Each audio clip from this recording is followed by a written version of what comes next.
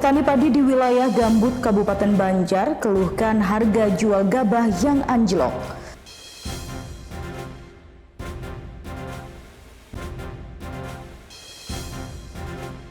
Jelang Pilkada serentak 2024, Pemprov Kalsel gelar sosialisasi pemilih untuk Pilkada di Pasar Terapung, Lok Baintan. Dalam rangka meramaikan perayaan HUT kemerdekaan, berbagai kegiatan dilakukan sekolah hingga instansi pemerintah di tanah laut. Salah satunya pawai 17-an.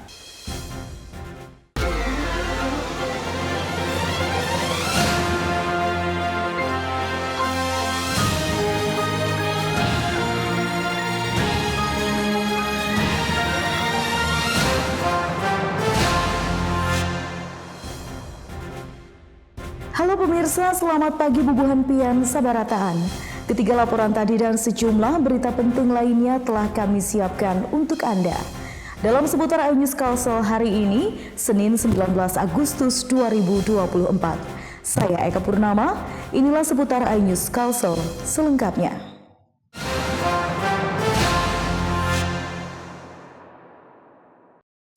Petani padi di wilayah Gambut, Kabupaten Banjar kini mulai memanen padi mereka. Namun petani di Gambut mengeluhkan turunnya harga gabah yang saat ini hanya Rp70.000 per 20 liter. Sejumlah pertanian padi di Kecamatan Gambut, Kabupaten Banjar yang ditanam pada April lalu kini sudah mulai dipanen. Meski hasil padi tahun ini sangat bagus, petani mengeluhkan turunnya harga jual gabah hingga 50% dari harga sebelumnya. Petani menyebut turunnya harga gabah terjadi hampir 2 bulan, mulai dari harga sebelumnya Rp140.000 menjadi Rp70.000 per belek atau per 20 liter. Petani berharap harga gabah dapat kembali normal, agar petani tetap meraup pendapatan lebih di tengah banyaknya gagal panen tahun ini. Sekarangnya darat 70 harga benih. Giringan benihnya juga ada yang bagus, terlarang sedikit. Hampir 2 bulanan sudah. Naik pulang kayak asal, benihnya bagus kan. Dulu benihnya rusak Bang dulu. Sementara Kepala Dinas Pertanian Kabupaten Banjar, Warsita, mengatakan untuk masalah harga gabah, pihaknya akan mencoba melakukan evaluasi bersama instansi terkait. Harga gabah sebenarnya itu sama kan, sudah ada headnya ya. Iya. Sudah ada headnya. Ya, nanti kita evaluasi bersama lagi. Tapi yang jelas kalau panen raya kita ada peminjaman alat panen. Warsita juga menyebut tahun ini untuk hasil padi di Kabupaten Banjar cukup meningkat karena banyak sawah petani yang menghasilkan gabah dengan sangat bagus ketimbang tahun kemarin. Dari Kabupaten Banjar, Sairi, iNews melaporkan. Ya pemirsa, pemerintah Provinsi Kalsel terus melakukan mitigasi bencana, terutama mengantisipasi bencana kebakaran hutan dan lahan, serta kekeringan yang mengancam saat musim kemarau melanda.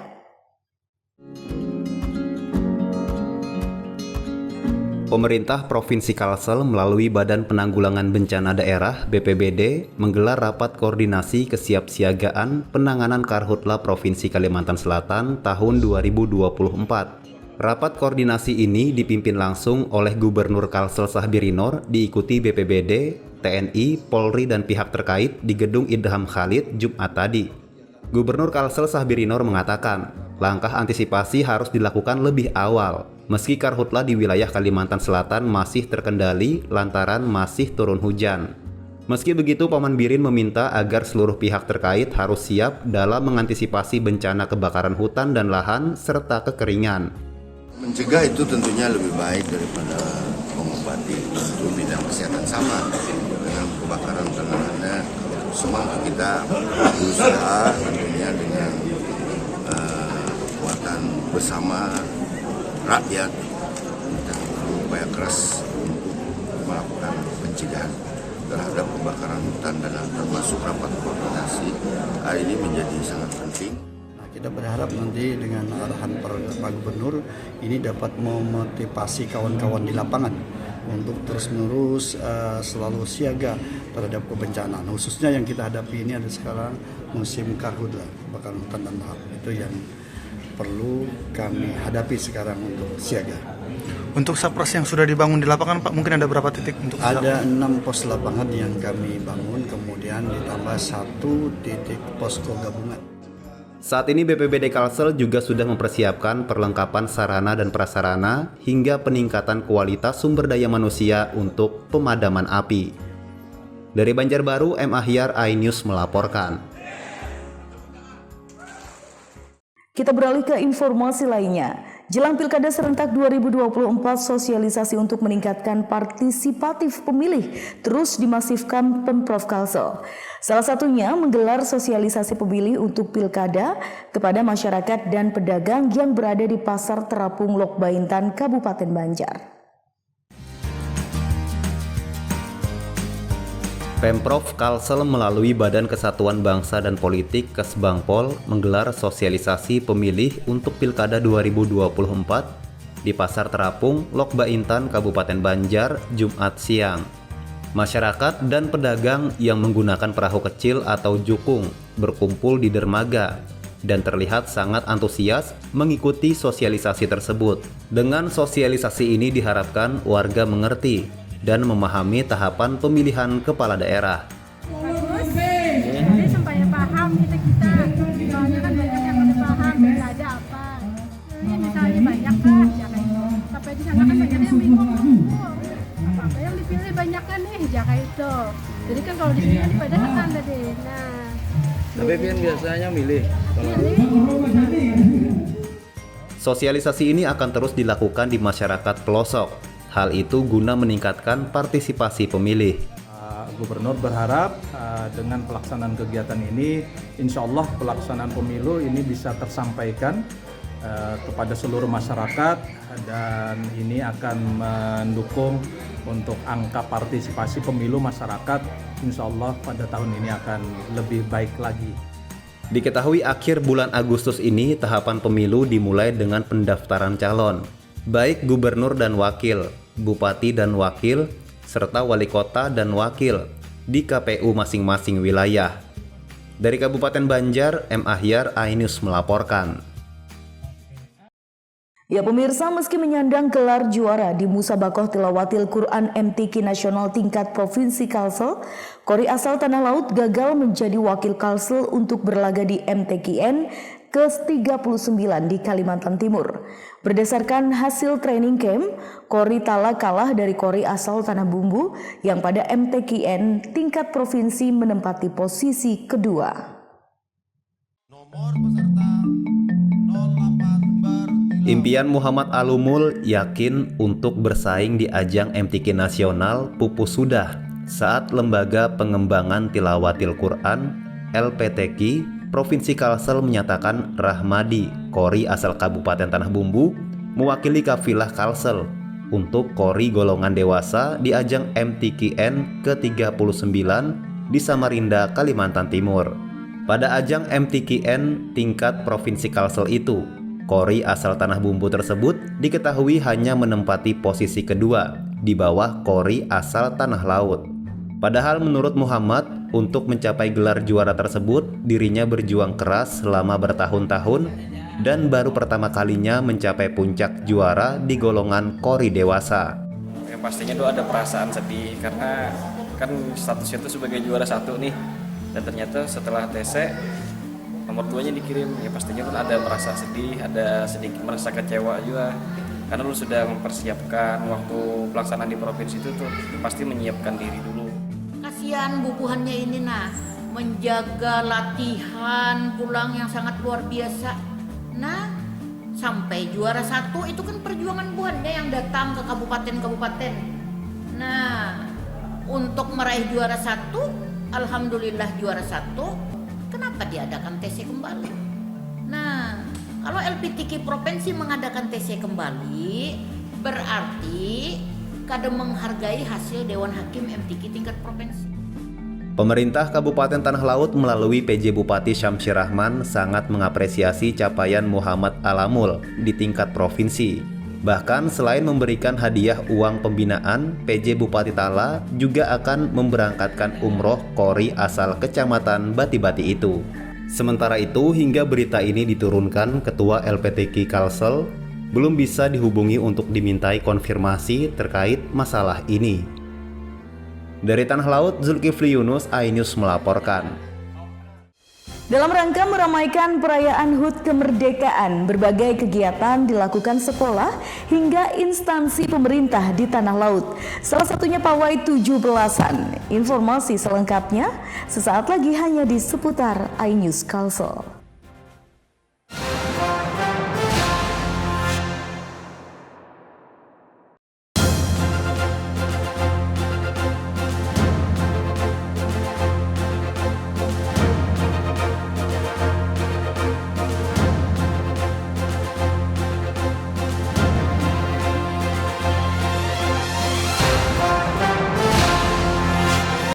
Julie People. Mereka nggak ada lawannya kalau udah ngomongin gosip. Kalah semuanya. Udah tahu ya. Beda lagi sama yang kemarin-kemarin. Dada ini panas. Mau tahu informasi terupdate para selebriti? Ya cuma di sini. Gue tuh kalau ngomong gak ada adanya gitu. Sekian menit, sekian detik harus pas sesempurna mungkin. Gue pengen julid boleh nggak? Di Intense Reborn setiap hari pukul 13.30 live hanya di iNews. Terkadang hidup terasa berat, tak mengerti akan hidup ini. Namun di balik semua cobaan, Tuhan masih pedulikanmu. Kuatlah hatimu, hadapi masalah. Tegarkan langkahmu, hadapi semua. Dan berikan senyuman, masih ada harapan di jalinan kasihnya. Dikatakan kalau Ivan dan Via sesungguhnya sudah menikah. Itu fitnah itu Mbak, jelas-jelas ini bukan Via. Iya emang bukan. Jangan kacang pakai naik. Apapun keinginan virus akan dikabulkan oleh semua.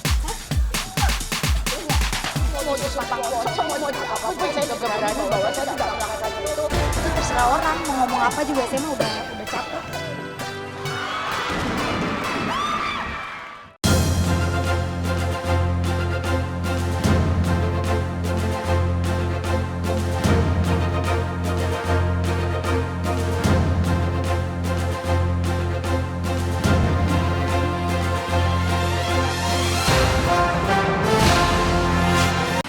Julie People. Mereka nggak ada lawannya kalau udah ngomongin gosip. Kalah semuanya. Udah tahu ya. Beda lagi sama yang kemarin-kemarin. Dada ini panas. Mau tahu informasi terupdate para selebriti? Ya cuma di sini. Gue tuh kalau ngomong gak ada adanya gitu. Sekian menit, sekian detik harus pas sesempurna mungkin. Gue pengen julid boleh nggak? Di Intense Reborn setiap hari pukul 13.30 live hanya di iNews. Talk show ringan namun berbobot bersama Ustadz Gaud. Hobi roda dua, apa jadi yang kedua? Membahas topik yang update bersama narasumber yang kompeten. Bahwa makin banyak kita di rumah, makin turun penularan. Plus quote yang cerdas, bijak, dan bernas. Kenapa keringet itu asin? Karena dalam perjuangan nggak ada yang manis. Ngobrol bareng Gus Miftah setiap Jumat pukul 9 malam. Dikatakan kalau Ivan dan Via sesungguhnya sudah menikah. Itu fitnah itu Mbak, jelas-jelas ini bukan Via. Iya emang bukan. Jangan kacang pakai naik. Apapun keinginan virus akan dikabulkan oleh semua.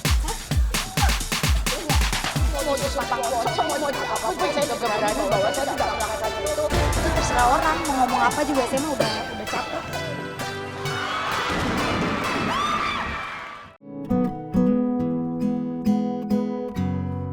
Terkadang hidup terasa berat, tak mengerti akan hidup ini. Namun di balik semua cobaan, Tuhan masih pedulikanmu. Kuatlah hatimu, hadapi masalah. Tegarkan langkahmu, hadapi semua. Dan berikan senyuman, masih ada harapan di jalinan kasihnya.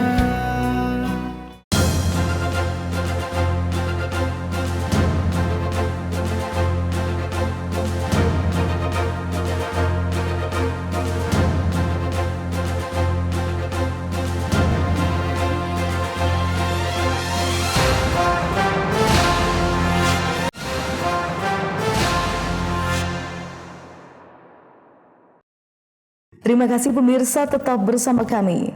Pendapatan penjual atribut 17-an asal Kabupaten Garut, Jawa Barat mengalami penurunan cukup signifikan tahun ini. Para pedagang menduga penjualan atribut 17-an secara online menjadi penyebab minimnya penghasilan mereka.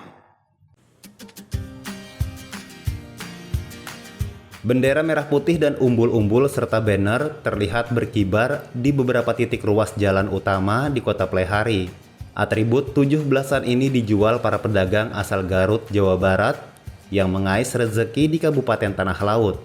Sayangnya, kencangnya kibaran bendera dan atribut 17-an lainnya itu tidak sebanding dengan penghasilan yang mereka peroleh selama 20 hari berada di Kota Pleikhari. Para pedagang mengaku sudah 2 tahun terakhir penghasilan mereka menurun. Padahal untuk mencapai Kota Pleikhari mereka memerlukan biaya jutaan rupiah. Diduga penjualan atribut 17-an secara online menjadi penyebab minimnya penghasilan mereka. Kalau tahun ini beda lah dengan yang tahun kemarin. Maksudnya? Tahun sekarang mah ya agak sepi lah, pembelinya agak kurang. Tapi ya, masih ada untungnya. Alhamdulillah masih ada untungnya. Kalau tahun ini Pak udah 2 musim nih, udah 2 musim. Agak sepi, menurun. Kira-kira apa? Dikirakan itu Pak banyak online sekarang Pak. Pedagang atribut 17-an asal Garut ini biasanya masuk ke Pleikhari sekitar tanggal 25 Juli dan kembali ke kampung halamannya pada 16 Agustus. Di antara pedagang tersebut ada yang datang dengan membawa keluarga. Dari Tanah Laut, Zulkifli Yunus, iNews melaporkan. Pemirsa, dalam rangka meramaikan perayaan HUT Proklamasi Kemerdekaan Indonesia ke-79, berbagai kegiatan dilakukan sekolah hingga instansi pemerintah. Beberapa sekolah menggelar pawai keliling dari masing-masing sekolah, sementara Dinas Kesehatan setempat menggelar lomba-lomba khas 17-an di halaman kantornya.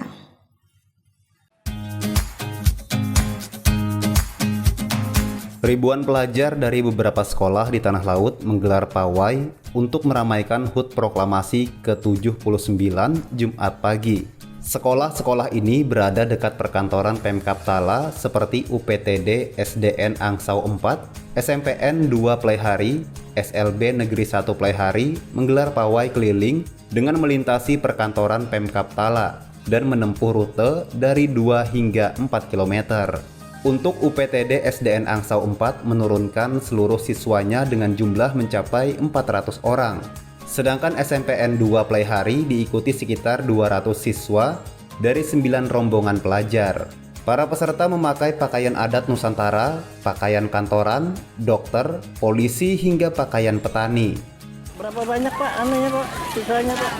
487. 487. Jadi ini semua kelasnya yang ikut? Kelas ini.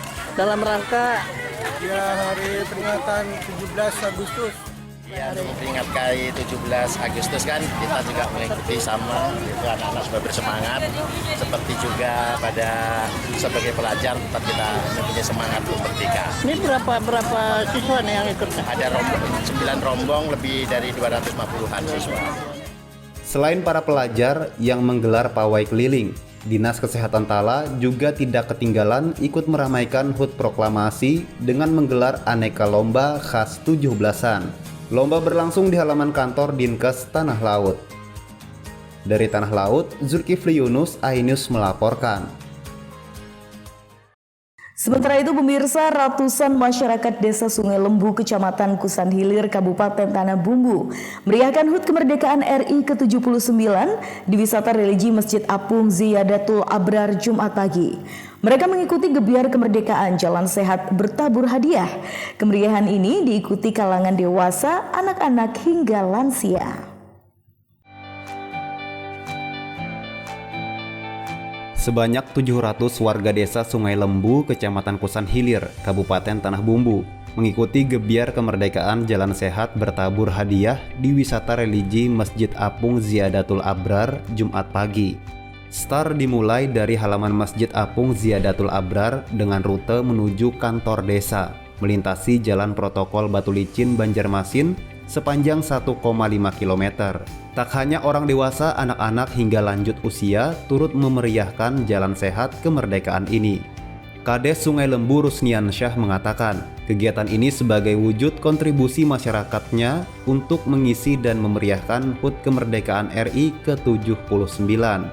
Selain Jalan Sehat, kegiatan juga dimeriahkan dengan atraksi parade 74 kapal hias di sekitar Masjid Apung. Jadinya sinergi antara pemerintah kecamatan dengan pemerintah desa, sehingga menguatkan kami bersama dengan warga untuk melaksanakan kegiatan ataupun event seperti ini, Jalan Sehat bersama dengan parade perahu hias yang kami sangat yakini akan didukung penuh oleh warga kami, dan begitu pun pula dengan sebaliknya oleh pemerintah kecamatan. Sementara Camat Kusan Hilir Amiruddin menyebutkan, event ini juga bagian dari upaya pemerintah desa dan kecamatan untuk mengenalkan keberadaan destinasi wisata religi Masjid Apung Ziyadatul Abrar, sehingga lebih dikenal masyarakat luas. Kita ingin memperkenalkan adanya wisata religi di Masjid Apung yang merupakan ikon Kabupaten Tanah Bumbu, yang juga di sekeliling Masjid Apung ini ada kuliner-kuliner ciri khas pemerintah desa Sungai Lembu. Dalam memeriahkan HUT Kemerdekaan RI kali ini, Pemdes Sungai Lembu juga menggelar beragam lomba unik lainnya, seperti lomba menangkap bebek, bermain bola dengan busana daster, festival layang-layang tradisional, serta permainan lainnya dengan menonjolkan kearifan lokal. Dari Tanah Bumbu, Zainal Hakim, iNews melaporkan. Ya pemirsa, Desa Sungai 2 Kecamatan Simpang 4 Kabupaten Tanah Bumbu menerima hibah sebuah fasilitas olahraga dari sebuah perusahaan pertambangan Jumat pagi. Fasilitas itu berupa lapangan mini soccer bernama Basatu. Lapangan ini akan dijadikan sebagai sarana olahraga bagi masyarakat setempat. PT Arutmin Indonesia Tambang Batu Licin memberikan hibah sebuah lapangan mini soccer kepada Desa Sungai 2, Kecamatan Simpang 4, Kabupaten Tanah Bumbu, Jumat pagi. Lapangan ini dibangun dan diberikan pihak perusahaan melalui program pengembangan dan pemberdayaan masyarakat (PPM). Pihak perusahaan berharap lapangan ini bisa bermanfaat bagi masyarakat desa, serta mampu menjadi pendapatan asli daerah atau PADES. Harapan kami tentu sarana ini bisa dimanfaatkan untuk warga masyarakat, terutama untuk aktivitas olahraga, meningkatkan kualitas kesehatan. Selain juga diharapkan nanti dengan pengelolaan yang baik, yang profesional, sarana ini bisa menjadi pendapatan asli daerah. Sementara itu, Kepala Desa mengatakan keberadaan lapangan mini soccer bernama Basatu ini bisa dimanfaatkan untuk mengarahkan generasi muda ke arah hal positif. Ia berharap dengan hobi memainkan bola bisa meningkatkan kedisiplinan diri dan menciptakan pelajar dan pemuda berprestasi, serta memiliki mental prestasi sehingga mereka tidak melakukan kegiatan-kegiatan yang berdampak negatif. Dalam waktu dekat pihaknya berencana segera akan memfungsikan lapangan ini dengan menggelar pertandingan mini soccer tingkat lokal dan umum untuk wilayah Kota Baru dan Batu Licin. 3 miliar kurang lebih pembangunan mini soccer ini tidak bisa ulun ucapkan secara langsung.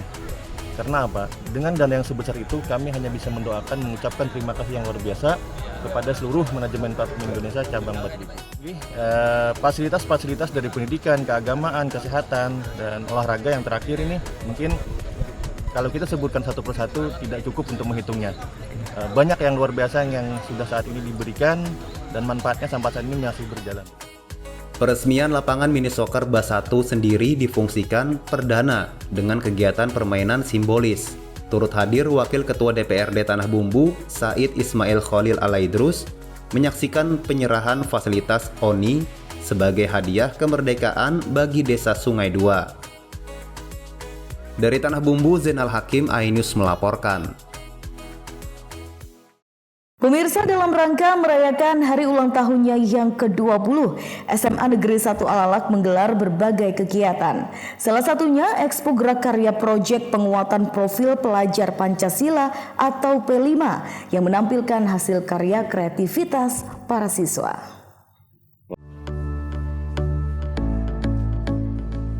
SMA Negeri 1 Alalak menggelar Expo Gerak Karya Proyek Penguatan Profil Pelajar Pancasila atau P5 di Jalan Brigjen Hasan Basri, Handil Bakti, Kamis pagi. Beberapa stand yang dipamerkan merupakan hasil karya siswa, termasuk jajanan makanan, kue basah, es buah, serta berbagai karya kreatif lainnya. Kemudian ada pula hasil karya siswa terkait konten kreatif siswa yang ditampilkan melalui media TV. Kegiatan ini dalam rangka merayakan hari ulang tahun SMA Negeri 1 Alalak yang ke-20, sekaligus merayakan Hari Kemerdekaan Indonesia yang ke-79. Menginjak usia ke-20 ini, tentu kami berharap semua warga sekolah bekerja bersama-sama untuk memajukan SMA Negeri 1 Alalak agar menjadi SMA yang terdepan, SMA yang hebat di Kabupaten Barito Kuala, sesuai dengan moto kita, SMA 1 Alalak hebat, humanis, elegan, berbudaya, agamis, dan tangguh. Ini kegiatan yang sangat positif saya kira. Pertama untuk karya P5-nya. Jadi itu membuktikan bahwa P5 di SMA 1 Alalak ini berjalan dengan baik dan ini bisa diterapkan oleh anak-anak kita di SMA 1 Alalak. Dan harapannya tentunya ini lebih memotivasi supaya P5 ini lebih semarak lagi. Dengan gelar P5 ini, jadi tujuan dari P5 itu sendiri adalah pertama mengutamakan pendidikan karakter dan yang kedua itu life skill. Hingga diharapkan nanti siswa-siswa, terutama siswa SMA Negeri 1 Alalak, ini bisa memiliki karakter yang baik yang diharapkan sesuai dengan profil pelajar Pancasila dan juga dia memiliki life skill atau kecakapan hidup untuk bisa siap hidup di alam luas. Seperti diketahui, proyek penguatan profil pelajar Pancasila atau P5 merupakan program yang dirancang Kemendikbudristek sebagai kurikulum merdeka yang bertujuan untuk mendorong terciptanya profil pelajar Pancasila. Dengan harapan program ini menjadi paradigma baru melalui pembelajaran berbasis proyek. Dari Barito Kuala, Muhammad Tamyiz, iNews melaporkan. Informasi tadi sekaligus mengakhiri seputar iNews Kalsel hari ini. Terima kasih atas kebersamaan Anda. Sesaat lagi kami akan bergabung dengan RCTI Jakarta. Saya Eka Purnama, jangan lupa untuk selalu menjaga kesehatan, tetap semangat dan sampai jumpa.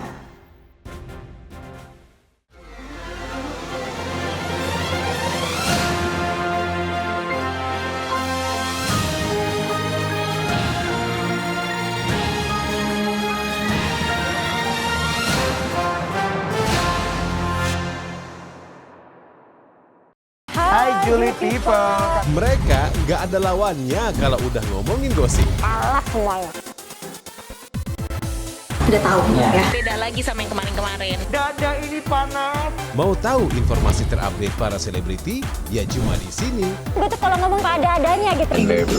Sekian menit, sekian detik harus pas sesempurna mungkin. Gue pengen julid, boleh nggak?